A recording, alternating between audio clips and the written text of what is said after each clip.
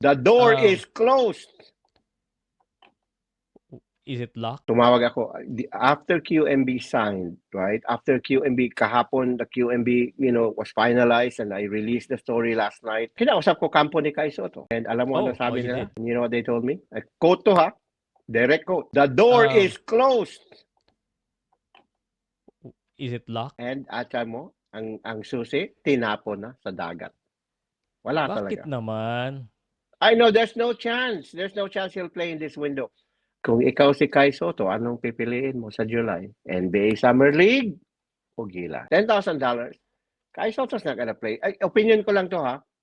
I cannot put words in Kai Soto's mouth and I cannot put words in the mouth of his advisors. But this much I know with a degree of certainty na almost 100%. Kai Soto will not play for $10,000. Hindi pwede yan.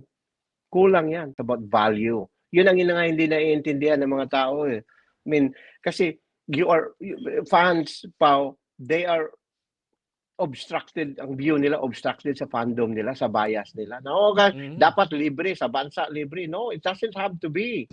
Yun ang sinabi ko dati, yung mga sundalo natin, naglalaban sa Abu Sayyaf, they love the country and the flag, but do they do it for free?